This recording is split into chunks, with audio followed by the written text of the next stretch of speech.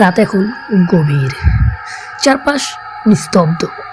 জানলার বাইরে তাকালে হয়তো দেখবেন কেবল গাঢ় অন্ধকার। কিন্তু আপনি কি জানেন এই অন্ধকারের বুকেও কেউ একজন আপনার দিকে তাকিয়ে আছে? আসসালামু আলাইকুম, আমি আপনাদের বন্ধু আরজে ফারহান। স্বাগত জানাচ্ছি রহস্য, রোমাঞ্চ আর বিভীষিকার দুনিয়া ভয়ের জগতে। আজ রাতের ঘটনাগুলো শুনলে আপনার গায়ের রক্ত হিম হয়ে যাবে। আজ আমাদের তালিকা আছে 3টি হাড়হিম করা সত্য ঘটনা। প্রথমে আমরা যাব মর্গের সেই পৈশাচিক রাত, মর্গের সেই অভিশপ্ত রাত, যেখানে মৃতদেহরা কেবল শুয়ে থাকে না, মাঝরাতে ডোমকে ডেকে নিজের বিচার চায়। এবং দ্বিতীয় যে ঘটনাটা শুনবো সেটা হচ্ছে লাশকাটাগড়ের সেই ডাক্তার বাবুর গল্প, যিনি মধ্যরাতের ব্যবচ্ছেদ করতে গিয়ে নিজেই আজীবনের জন্য নীরব হয়ে গেছেন। এবং তারপর আমরা যে ঘটনাটি শুনবো সেটা হচ্ছে ছায়াকুটিরে, অভিশপ্ত সেই ছায়াকুটির, যেখানে আয়নার ভেতরে প্রতিচ্ছবিগুলো নিজের ইচ্ছায় নড়াচড়া করে। বন্ধুরা, আপনারা যদি আপনাদের সাথে ঘটে যাওয়া কোনো সত্য ভৌতিক ঘটনা আমাকে পাঠাতে চান, তবে দেরি না করে এখনই মেসেজ করুন আমার ফেসবুক পেজে। আমার পেজ দুটির নাম হলো আরজে ফারহান 8 এবং আরজে জীবন। পেজের লিঙ্ক আপনারা এই ভিডিওর ডিসক্রিপশন বক্সে পেয়ে যাবেন। তাহলে চলুন আর কথা না বাড়িয়ে প্রবেশ করা যাক আজকের সেই ভয়ঙ্কর অভিজ্ঞতায়, যেখানে অন্ধকারই একমাত্র সঙ্গী আপনার। আমাদের প্রথম স্টোরিটি যিনি পাঠিয়েছেন তার আইডির নাম হাফসা। সো নিজে লিখেছেন, আমিও ঠিক সেভাবে পড়ার চেষ্টা করছি। আসসালামু আলাইকুম ভাইয়া, আশা করি ভালো আছেন এবং আপনি সবসময় ভালোর দলেই থাকেন। ভাইয়া, আজকে আমি যে ঘটনাটি শেয়ার করব সেটা আপনাকে অনেক দিন ধরেই পাঠাচ্ছি, কিন্তু আপনি পড়ছেন না কেন আমি জানি না। যদি ভালো লাগে ঘটনাটি পড়ে শোনাবেন। ডোম হরলাল ও তার অন্ধকার জগতের ঘটনাটি আমি এখন শেয়ার করব। শহরের সরকারি হাসপাতালের মর্গের প্রধান ডোম হরলাল দীর্ঘ 20 বছর ধরে সে লাশের সাথে ঘর করছে। মৃত্যু তার কাছে কোনো শোকের বিষয় নয়, বরং কেবলই চামড়া আর হাড়ের একটা স্তূপ। মদ আর গাঁজার নেশায় চুর হয়ে থাকা হরলালের বিবেক অনেক আগেই মরে গেছে। সে লাশের গয়না চুরি করে, কখনো আবার লাশের অঙ্গ প্রত্যঙ্গ পাচার করে মোটা টাকায়। এক বর্ষণমুখর রাত, বাইরে ঝমঝমিয়ে বৃষ্টি পড়ছে আর আকাশে বিদ্যুতের ঝলকানি। রাত তখন প্রায় 2:30। মর্গের পুরনো টেবিলের উপর একটা নতুন বডি এসছে। স্ট্রেচারে করে আনা সেই দেহটি সাদা কাপড়ে ঢাকা। পুলিশের দেওয়া রিপোর্ট অনুযায়ী মেয়েটি আত্মহত্যা করেছে, কিন্তু তার পরিচয় মেলেনি। হরলাল মদের বোতল শেষ করে চুমুক দিয়ে উঠে দাঁড়ালো। তার সহকারী জগা আজ আসেনি। আজ সে একাই বড় টেবিলের ওপর বডিটা রেখে সে ঢাকা দেওয়া চাদরটা সরিয়ে দিল। নীলচে হয়ে যাওয়া ফর্সা একটা দেহ। মেয়েটি দেখতে অত্যন্ত সুন্দরী ছিল, কিন্তু হরলালের মনে কোনো দয়া নেই। সে ভাবলো যদি শরীরে কোনো সোনার অলংকার লুকানো থাকে। সে অভ্যাসবশত লাশের শরীর থেকে কাপড় সরাতে শুরু করলো, সম্পূর্ণ উলঙ্গ করে ফেললো দেহটিকে। তার বিকৃত মস্তিষ্ক আর লালসা তাকে সাধারণ মানসিকতার সীমা ভুলিয়ে দিল। সে অট্টহাসি দিয়ে হেসে বলল, এত সুন্দর শরীর নিয়ে কবরে যাবি কেন? তার চেয়ে আজ রাতটা আমার সাথেই থাক। সে হাসতে হাসতে বলল। হঠাৎ মর্গের ভেতরে তাপমাত্রা অস্বাভাবিকভাবে কমে গেল।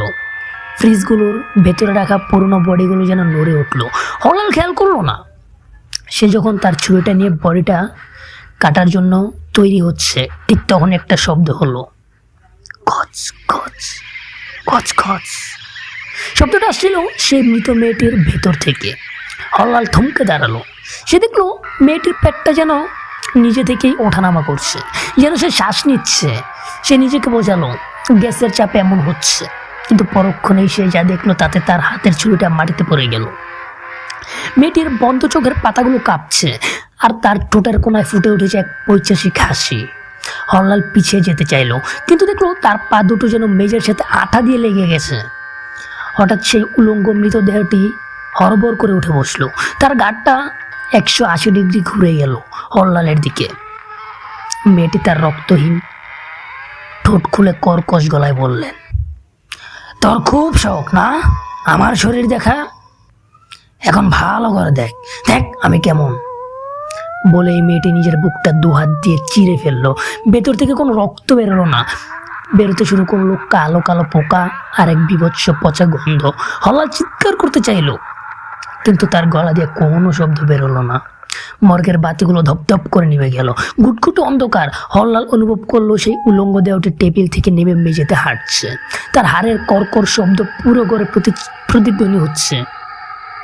সে অন্ধকারের মধ্যেই দৌড়াতে শুরু করলো, কিন্তু মর্গটা যেন এক অসীম গোলক ধাঁধায় পরিণত হয়েছে। সে যতবার দরজার কাছে যাচ্ছে দেখছে সেখানে কোনো দরজা নেই, কেবল দেওয়াল। হঠাৎ করে দেয়ালি দেখছে সে। হঠাৎ একটা হিমশীতল হাত তার ঘাড় চেপে ধরলো। সেই মেয়েটির লম্বা নখগুলো হল্লালের চামড়া ভেদ করে ভেতরে ঢুকে যাচ্ছে। সে ডুকরে ডুকরে কেঁদে উঠল, আমার সাইরা দে মা, আমি ভুল করছি। মেয়েটি তার কানের কাছে এসে ফিসফিস করে বলল, ভুল তো কেবল শুরু হলো রে হালাল। তুই আজ পর্যন্ত যত মানুষের শরীর নিয়ে খেলা করেছিস তারা সবাই এখানে জমা হয়েছে। হায়, তাদের সাথে দেখা কর। হঠাৎ মর্গের সবগুলো ফ্রিজের দরজা নিজে থেকেই খুলে গেল। ভেতর থেকে বের হয়ে আসতে লাগলো অর্ধগলিত বিকৃত সব লাশ। কেউ পা ঘষতে আসছে, কেউ হামাগুড়ি দিয়ে। সবার লক্ষ্য একটাই, হরলাল। পরদিন সকালে জগা যখন মর্গে এলো, সে দেখলো মর্গের মেঝেতে রক্ত আর মাংসের ছড়াছড়ি। টেবিলের ওপর সেই অজ্ঞাত পরিচয় মেয়েটির লাশটি আগের মতোই চাদর দিয়ে ঢাকা অবস্থায় পড়ে আছে। তার শরীরে কোনো কাটাছেঁড়ার চিহ্ন নেই, পরনে আগের মতোই পোশাক। কিন্তু ঘরের কোনায় হরলালের দেহটি পাওয়া গেল। তার শরীর থেকে চামড়া সম্পূর্ণ আলাদা করে ফেলা হয়েছে। ঠিক যেভাবে সে লাশের চামড়া ছাড়াতো ঠিক সেইভাবেই তার চোখ দুটো উপড়ে ফেলা হয়েছে, আর তার মুখে জমাটবদ্ধ হয়ে আছে এক অবর্ণীয় আতঙ্কের ছাপ। পুলিশকে দিল যে হরলালকে কোনো বুনো জানোয়ার আক্রমণ করেছে, কিন্তু জগা জানে আসল সত্যটা। সে লক্ষ্য করলো সেই অজ্ঞাত মেয়েটির লাশের আঙ্গুলে একটা মানুষের চামড়ার টুকরো আটকে আছে, যা হুবহু হরলালের গলার চামড়ার মতো। সেই ঘটনার পর থেকে সেই মর্গটি বন্ধ করে দেওয়া হয়েছে, কিন্তু আজও রাতে হাসপাতালের করিডোর দিয়ে হাঁটলে কর্কশ হাসির শব্দ আর হাড়ের কর্করানি শোনা যায়। লোকে বলে হরলাল এখন নিজেই সেই মর্গের চিরস্থায়ী বাসিন্দা, যে প্রতি রাতে নিজের করা পাপের শাস্তি পায়। এটাই ছিল ভাই আমার ঘটনা। যদি ভালো লাগে অবশ্যই শোনাবেন। হ্যাঁ, অবশ্যই আপনার ঘটনাটা আমরা পড়ে দিলাম। আমরা যাবো আমাদের পরবর্তী ঘটনায়। পরবর্তী ঘটনাটি আমাদের কিছু পাঠিয়েছেন। তার আইডির নাম হচ্ছে কি তৃষ্ণা রয়। সো নিজেও লিখেছেন, আমিও ঠিক সেভাবে পড়ার চেষ্টা করছি। বিলেত ফেরার ডাক্তার অর্কব নিজের মেধা নিয়ে খুব গর্বিত। শহরের নামী হাসপাতালের মর্গে তিনি নতুন যোগ দিয়েছেন। তিনি আত্মা, পরলোক বা অলৌকিক কিছুতে বিশ্বাস করেন না। তার কাছে মানুষের শরীরটা কেবল একগুচ্ছ রক্ত আর মাংসের যন্ত্র। এক অমাবস্যার রাতে মর্গে একটি বিশেষ কেস এলো। এক তরুণী, যাকে মাঝ রাস্তায় মৃত অবস্থায় পাওয়া গেছে। শরীরে কোনো আঘাতের চিহ্ন নেই, কিন্তু চেহারাটা অসম্ভব নেই। পুলিশের সন্দেহ বিষক্রিয়া। অর্কব চাইলেন রাতেই পোস্টমর্টম শেষ করতে। মর্গের ভেতরটা বরফের মতো ঠান্ডা। সহকারী রমেন স্ট্রেচারে লাশটা রেখে চলে গেল চা আনতে। অর্কব একা। তিনি তার ধারালো স্ক্যাল্পটা হাতে নিলেন। মেয়েটির মুখটা খুব শান্ত, যেন গভীর ঘুমে আচ্ছন্ন। অর্কব যখন লাশের গলার কাছে প্রথম পোঁচটা দিতে গেলেন, ঠিক তখনই ঘরের লাইটটা একবার কেঁপে উঠল। অর্কব ভ্রু কুঁচকালেন। ভোল্টেজ কমছে হয়তো। তিনি আবার মনোযোগ দিলেন, কিন্তু এবার তার মনে হলো স্টিলের টেবিলের ওপর লাশের আঙ্গুলগুলো সামান্য নড়ে উঠল। অর্কব ভাবলেন, মৃত্যুর পর স্নায়ুর উত্তেজনা এমনটা হয়। তিনি কাজ চালিয়ে গেলেন, কিন্তু যখনই তিনি মেয়েটির বুক চিরা হৃৎপিণ্ডটা পরীক্ষা করতে গেলেন, তিনি স্তব্ধ হয়ে গেলেন। মৃত মেয়েটির বুকের ভেতর থেকে ধূপ ধূপ শব্দ আসছে, ধকধক শব্দ আসছে, অত্যন্ত ক্ষীণ কিন্তু স্পষ্ট। অর্কব দ্রুত স্টেথোস্কোপ বসালেন, কিন্তু আশ্চর্যের বিষয় হলো স্টেথোস্কোপ কোনো শব্দ নেই, অথচ তার কান বলছে শব্দটা আসছে। হঠাৎ একটা শীতল কণ্ঠস্বর ঘরের কোণ থেকে ভেসে এলো, ডাক্তারবাবু, ওটা কাটবেন না, ওর খুব লাগছে। অর্কব চমকে পেছনে ফিরলেন। কেউ নেই, পুরো ঘর ফাঁকা। তিনি ভাবলেন অতিরিক্ত কফিতে তার হ্যালুসিনেশন হচ্ছে। তিনি আবার যখন টেবিলের দিকে ফিরলেন, দেখলেন মেয়েটির চোখ দুটো এখন হাট করে খোলা। তার মণি দুটো সম্পূর্ণ সাদা, কোনো মণি নেই। মেয়েটির ঠোঁট দুটো নড়ছে, কোনো শব্দ নেই, কিন্তু ঠোঁট নাড়ানোর ভঙ্গি দেখে অর্কব বুঝতে পারল সে কি বলছে। আমার কলিজাটা ফেরত দাও। অর্কব চিৎকার করে পেছনে সরতে গেলেন, কিন্তু তার পা মেজের সাথে আটকে গেল। তিনি দেখলেন ট্রেতে রাখা যে অঙ্গগুলো তিনি বের করেছিলেন সেগুলো নিজে থেকেই নড়াচড়া করছে এবং লাশের শরীরের দিকে স্লাইড করে এগিয়ে যাচ্ছে। রোমেন যখন চা নিয়ে ঘরে ফিরল, দেখলো মর্গ অন্ধকার। স্ট্রেচারের উপর সেই মেয়েটির লাশ আগের মতোই ঢাকা দেওয়া, কিন্তু ডাক্তার অর্কব নেই। রোমেন ভাবলেন ডাক্তারবাবু হয়তো অন্য কোনো ঘরে গেছে। সে যখন লাশটা ফ্রিজে ঢোকানোর জন্য চাদরটা ঠিক করতে গেল, দেখলো মেয়েটির ঠোঁটের কোন একটা তাজা রক্তের দাগ, আর তার হাতের মুঠোয় ধরা আছে একটা ছোট সোনার বোতাম, যা ডাক্তার অর্কবের কোটের। পরদিন মর্গের একটি ড্রয়ারের ভেতর থেকে অর্কবকে উদ্ধার করা হয়। তিনি বেঁচে ছিলেন, কিন্তু তার জ্ঞান ফেরেনি। তার চোখ দুটো ছিল ঠিক সেই মেয়েটির মতো সম্পূর্ণ সাদা। ডাক্তাররা বললেন এটা এক ধরনের শক, কিন্তু হাসপাতালের পুরনো লোকেরা জানে সেই রাতে অর্কব এমন কিছু ব্যবচ্ছেদ করেছিলেন যা জীবিতদের জন্য নিষিদ্ধ।